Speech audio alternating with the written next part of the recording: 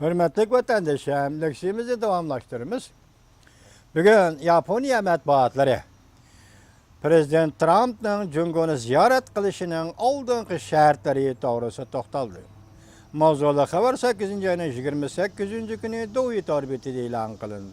Xabar mundaq başlandı. Yaponiyanın asaslıq matbuatları 8. ayının 28. günü avval dikkat kılgan mavzula. Çavuşanlığın yana raketa koyup berişi. Cungo'da açıldıgan 19. kurultay hakkında oldu. Oxşaşla Koşner efendi bilen ayali Ivanka'nın Cungo'nu ziyaret kılışı, Cungo Hindistan talaş tartışı, Çavuşan'ın avatsiye körgezmesini bikar kılgallığı doğrusu da mühim toxtalıştı. Yaponiyanın Dumay Ahbaratı gazeti Prezident Trump Cungo'nu ziyaret kılıştın burun, Koşner Cungo'nu ziyaret kılıştın karar kıldı mı? Mavzuluk makale ilan kılıp, makale da bundan görürsün. Amerika Cungo münasebetiga alakadar köplegen kişilerinin görüştüğüçe, Amerika Koşmuş Ştatlarının Prezident Trump'ın kiyoğlu, Jared Kushner 9. ayda Cungo'nu ziyaret kıldı. Ayalı Ivanka Trump ziyarette bile boludu. Dep görsetti Yaponiya matbuatları. Prezident Trump köz pasildi Yaponiya Katarlık Asya devletlerini ziyaret kılışını planga koydu. Şu fırsatı Cungo'nu ziyaret kılandı yok. Kushner Katarlık efendi ve Ivanka hanım Katarlıkla Amerikalık mihmalla Cungo'nu ziyaret kılıp kayıtıp kelgendiğin keyin karar kılışı mümkün. Prezident Trump'ın Cungo'nu ziyaret kılışını avval kiyoğlu Kushner ve kızı Ivanka hanım Cungo'nu ziyaret kılıp boğandı keyin kayıtı Beycan'ı ziyaret kılamdı yok. Şu vaktin keyin karar kılışı mümkün deydi Yaponiya gizit. Eğer Cungo'nu ziyaret kılışını karar kılsa 11. aydan keyin Cungo'nu ziyaret kılıdı. Degan sözlerini tertipke seliş mümkün. Mesela 11. ayda mı ya qaysı vaqtda tertipke seliş mümkün. Cungo taraftan aytgan 19. kurultayı çakırılıştan burun Kushner efendini Cungo'nu ziyaret kılış teklif kılış oңuşluk bolup atkan Amerika Cungo münasebetini koz kılış. Şundaqla Reis Xi Jinping'nin ikinci mezgilde vazife icra kılışqa oңuşluk bolgan bir vaziyet yaratışını közlegen bolish kerak deb tahlil qiladi xabarda Yaponiya gazetasi. Endilikdagi yana bir yangi mavzu. Prezident Trump Cungo savdosi to'g'risida gap qildi. Men boj olaman. Dedi mavzuli xabar 8. ayın 28. günü Vanve torbiyatida e'lon qilindi. Xabar mundaq boshlandi.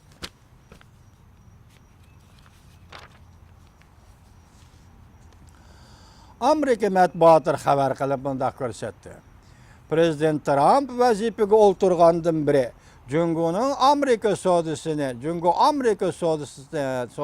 boj ilish orqali jazolamaganlikdan va chekmaganlikdan iborat Cungo Amerika sodasidagi adolatsizlikdan qattiq norozi bo'lganligini bildirib kelgan. Prezident Trump Cungo Amerika sodasida Cungo'ni boj ilish bilan yoki boshqa yo'ldan jazolamaganlikdan Amerika hozirgacha og'rinib kelgan, norozi bo'lib kelgan edi. Amerika axborotori Axios 27. kuni xabar qilib bunday ko'rsatdi. Aqsaray ishxona mudiri Kayli vazifega o'ltirgan birinchi haftada Johnson Kayli vazifega o'ltirgan birinchi haftada Prezident Trump o'zining yuqori darajali iqtisod maslahatchilariga bunday dedi. Amerika Cungo'ga kuchli qaytarma zarbi berish tadbiri qo'llanmaganlikdan Cungo hozir Amerikani masxara qilyotdi. Prezident Trump nima dedi maslahatchilarga? Amerika Cungo'ga kuchli qaytarma zarb berish tadbiri qo'llanmaganlikdan Cungo hozir Amerikani masxara qilyotdi. Qaltis joyida, qaltis to'g'ri Holt dallik bilen aytilgan sözcüma vatandaşlar. Cungo hazır Amerika'nı mesxara kılıvadı. Aksos torbiti yanımında ko'rsat. Aqsaray bu torbitining yuqori xabarining mazmunidan gumonlanmadi.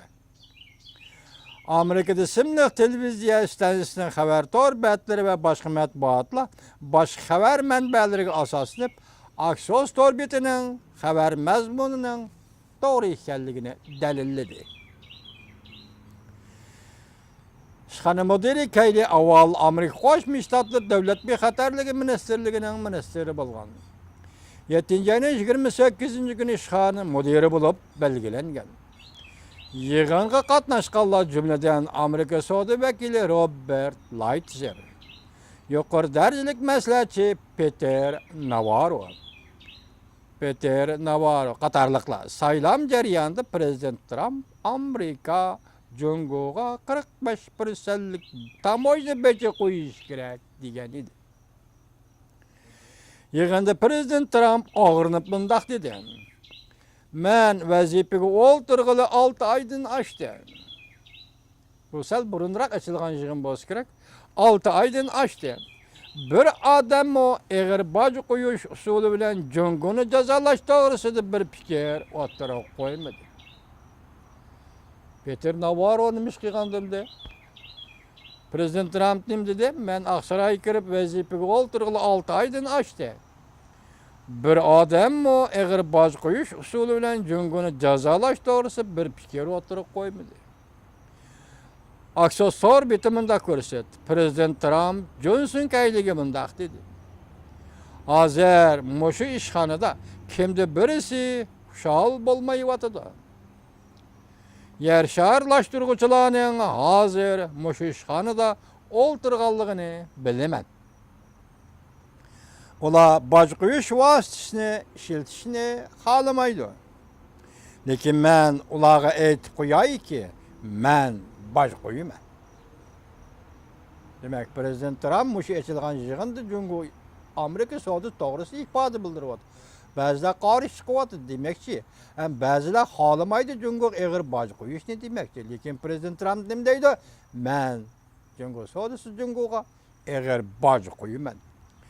Aksos bitimida ko'rsatdi. Prezidentning navbatda savdo masalasi to'g'risidagi programmasi izchil, aniq va to'g'ri bo'lib keldi. Demak, biti prezidentning bu siyosatini tasdiqlayapti.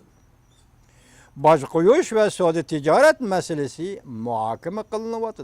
Balki faol taraqqiyotlarga erishdi deb ko'rsatdi Aksos biti.